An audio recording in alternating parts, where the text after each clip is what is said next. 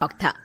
वो हमेशा से ही पेंटर बनना चाहती थी, पर उसके माँ और पिताजी ने उसको कभी भी इस चीज के लिए सपोर्ट नहीं किया और उसकी शादी नीरव से हो गई।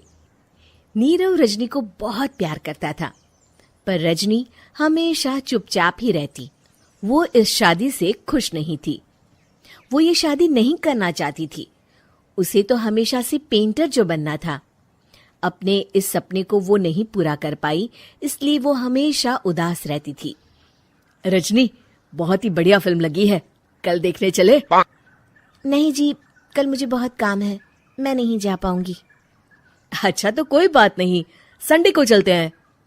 देखिए, मुझे फिल्म देखना पसंद नहीं है, आपको जाना है तो चले जाइए। नीरव को मना करके रजनी वहां से चली जाती है और अपने बैग को खोलकर उसमें बंद पड़े ब्रश और कलर्स को देखकर रोने लगती है। रजनी, चलो ना कहीं बाहर खाने चलते हैं, कुछ तुम्हारी पसंद का। जी मुझे नहीं जाना, मेरी तबीयत ठीक नहीं है। रजनी वहां से चली जाती है। नीरव को समझ नहीं आता कि रजनी उससे इतना दूर क्यों रहती है। वो जब भी उसके साथ वक्त बिताना चाहता है, रजनी कोई ना कोई बहाना बना देती है। एक दिन घर पर कोई नहीं था। रजनी घर का सारा काम जल्दी से खत्म कर लेती है। घर पर अकेले होने के कारण वो सोचती है कि वो आज पेंटिंग करेगी।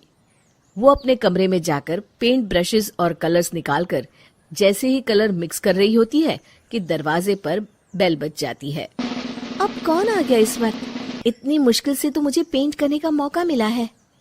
रजनी दरवाजा खोलती है तो उसकी सास अपनी सहेलियों के साथ खड़ी होती है और सब घर के अंदर आ जाते हैं। अरे बहू, सबको शरबत बनाकर पिला दे, बाहर तो बड़ी गर्मी है। उफ। जी। रजनी पेंट ना कर पाने से उदास हो जाती है। उसे गुस्सा भी आ रहा होता है कि उसने इस शादी के लिए हाँ क्यों कह दी। वो रसोई में जा रही होती है कि उसकी सास उसे रोकती है। बहू, सबके खाने का भी इंतजाम कर लेना, आज का लंच तो ये सब यहीं करेगी। हाँ। रजनी बिना कुछ कहे रसोई में चली जाती है। सबके लिए खाना बनाती है। सब खाना खाते हैं और रजनी घड़ी देखती है कि ये सब कब जाएंगे ताकि वो अपनी पेंटिंग कर सके। जब शाम होती है तब सब चले जाते हैं अपने घर। अरे बहू, सब तेरे खाने की तो बहुत तारीफ कर रहे थे, सबको बहुत अच्छा लगा खाना। आपको मुझे सुबह बताना चाहिए था ना कि आपकी सहेलियां आ रही हैं। पता भी है कितना वक्त लगा सारा खाना बनाने में। अरे बहू, तू ऐसे कैसे बात कर रही है मुझसे? तो और कैसे बात करूं? मैं इस घर की कोई नौकरानी नहीं हूं कि इतना काम करूंगी। रजनी अपने कमरे में जाकर दरवाजा बंद कर लेती है। शाम को जब नीरव आता है तो उसकी माँ उसे पूरी घटना के बारे में बताती है। क्या रजनी ने आपसे इस तरह बात की माँ? हाँ, और पता नहीं उसे क्या हो गया है, शाम से बाहर भी नहीं आई है। मैंने तो कई बार आवाज दी, खाना भी नहीं खाया उसने। तू ही बात करके देख ले बेटा। नीरव अपने कमरे का दरवाजा खटखटाता है। रजनी, दरवाजा खोलो, मैं हूं। रजनी दरवाजा खोलती है और फिर वापस जाकर अपने बिस्तर पर लेट जाती है। रजनी, माँ से बात करने का ये क्या तरीका है? मैंने कोई गलत बात नहीं की है। अरे तुम क्यों ऐसे बर्ताव कर रही हो सबके साथ? क्या तुम इस शादी से खुश नहीं हो? रजनी कुछ नहीं बोलती। अरे बताओ मुझे रजनी, क्या ये शादी तुम्हारी मर्जी के खिलाफ हुई है? हाँ, मैं ये शादी कभी नहीं करना चाहती थी। तुमसे क्या, मैं किसी से भी शादी नहीं करना चाहती थी। रजनी रोने लगती है। चुप हो जाओ रजनी, बताओ मुझे, तुम क्यों नहीं करना चाहती थी शादी? रजनी बेड के नीचे से अपने पेंटिंग्स, कलर्स, ब्रश, पेपर्स निकालती है।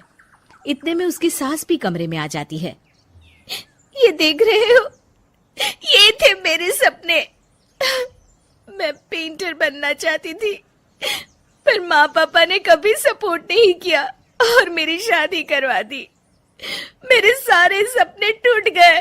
हर वक्त बस गुस्सा आता रहता है मुझे। मैं जानती हूँ कि आप लोगों की इसमें कोई गलती नहीं है, पर मैं क्या करूं, मुझे समझ में नहीं आता।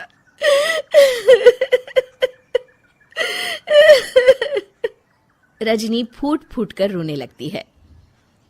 मुझे माफ कर दीजिए, आप दोनों के साथ मैं बहुत बुरा बर्ताव कर रही हूँ।